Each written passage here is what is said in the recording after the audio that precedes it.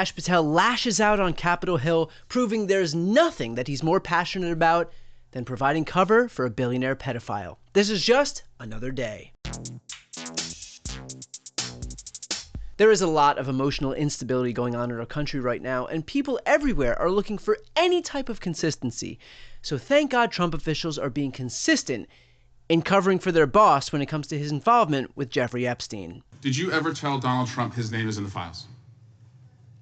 I have never spoken to President Trump about the Epstein files. Did you ever tell the Attorney General that Donald Trump's name is in the Epstein files? The Attorney General and I have had numerous discussions about the entirety of the Epstein files and the reviews conducted by our team. Did you tell the Attorney General that Donald Trump's name is in the Epstein files? And we have released where President Trump's name is in the Attorney General's file. It's a simple question. Did you tell the Attorney General that the President's name is in the Epstein files?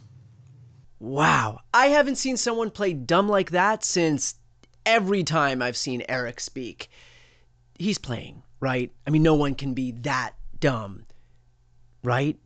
You know, it's very easy to get lost in the politics part of this. The idea that one member of an administration getting dragged up to Capitol Hill to get grilled by members of the opposing party is nothing new.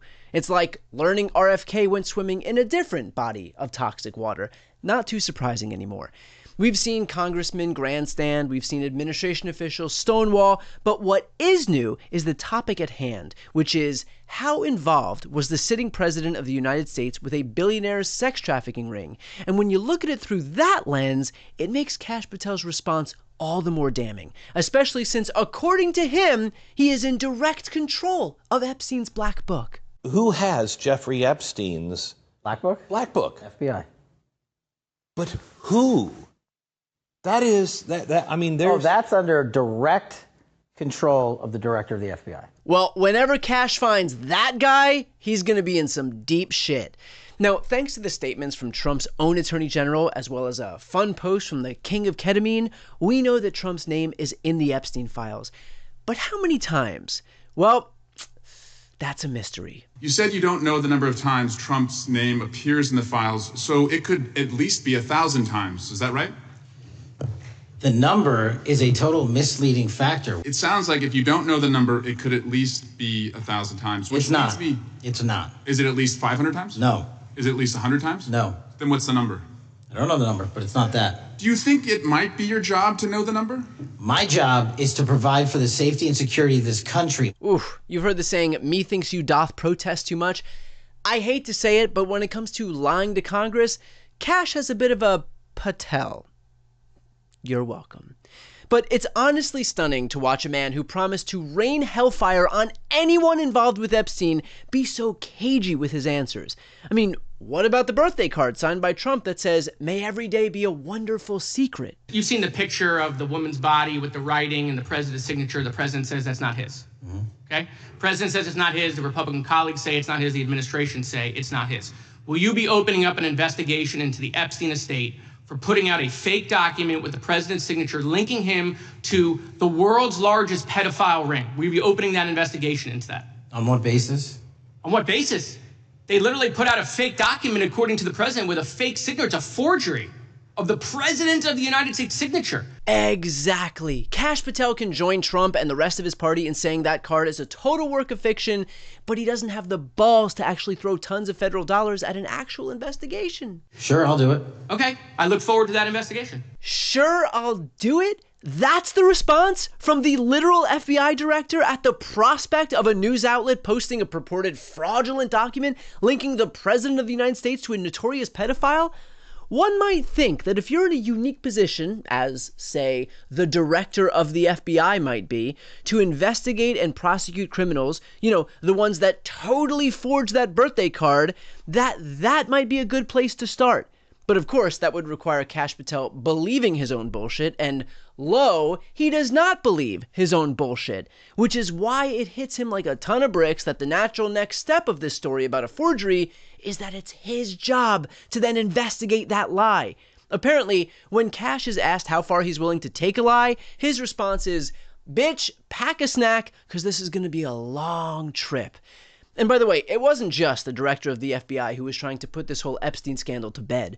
Republicans in Congress sure as hell did their part too. And I move that the committee subpoena U.S. Treasury Secretary Bessent to produce or otherwise make available to the committee all suspicious activity reports in the possession of the Treasury Department, identifying the roughly $1.5 billion, $1.5 billion in suspicious transactions related to the sex trafficking crimes of Epstein, Maxwell, and their co-conspirators. And as we know, Mr. Patel said that the Treasury might have that information. Motion on the table. That is one of the most boring sound bites about one of the most insane things I have ever seen. If you're asleep right now, I get it, but you're going to want to wake up for this. Here, I'll help. And if you were trying to fall asleep, my apologies. Anyway, what you just watched was Republicans in Congress, the supposed party of transparency, blocking an effort by Congresswoman Mary Gay Scanlon to subpoena Scott Bessent and 4 banks that reportedly flagged $1.5 billion in suspicious financial transactions linked to Jeffrey Epstein's sex trafficking. In fact, JP Morgan Chase CEO Jamie Dimon said his bank would comply with any subpoena to hand over Epstein-related records, to which Republicans apparently said, no need. They didn't debate it or request any adjustments to the request. They just shot the whole let's follow the money thing down without a reason, which means you could hand congressional Republicans a phone with a Venmo account that lists everyone Epstein was ever involved with, and they just take that phone and toss it in the Potomac. Why isn't Patel, as head of the FBI, being more transparent and releasing every piece of information at his fingertips, like the witness interviews? Why aren't you releasing those with the redacted names of the victims? We are releasing as much as legally allowed. And I want to understand what the court order prevents you from releasing witness statements that the FBI took. You should know that as a real prosecutor, when the court hand downs a protective order and a motion to seal, the material is sealed unless that judge waives it. Whoa, that's not the calm demeanor that we're used to from an accomplished children's book author. Look, if I can offer up a little pep talk to the director of the FBI here for a moment, Cash.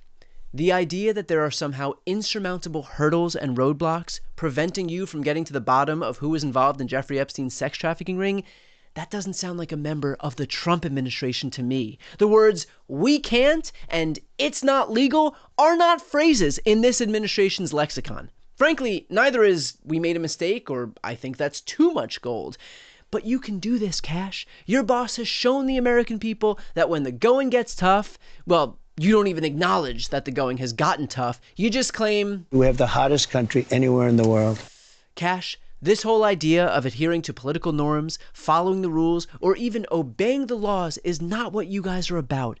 When the laws say you can't deploy troops to American cities, you guys respond with, oh yeah, watch us. When the 14th Amendment states that all persons born or naturalized in the United States and subject to the jurisdiction thereof are citizens of the United States and the state wherein they reside, you guys said, that's what erasers are for. We have to end it. We're the only country that has it. Through an executive action. You know, we're the only country that has it.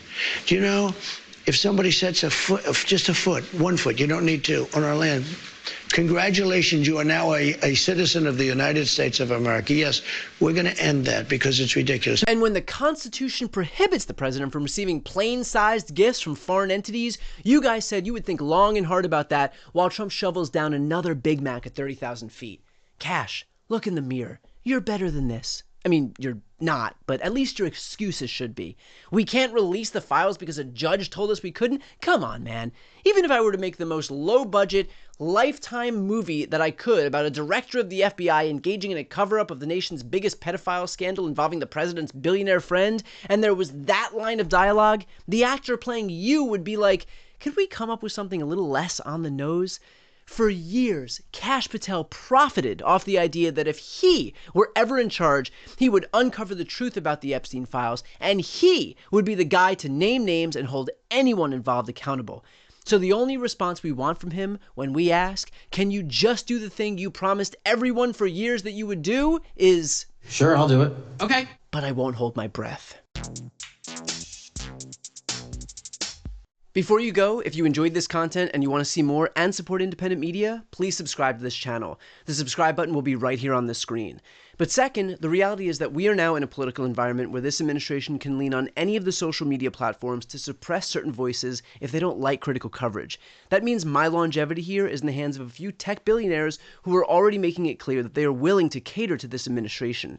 To that end, signing up for my newsletter is a way for me to reach you directly if that ever becomes necessary. I'll put the link right here on the screen as well, so please sign up. It's free, but there's also an option to do a paid subscription if you'd like to support me and my team.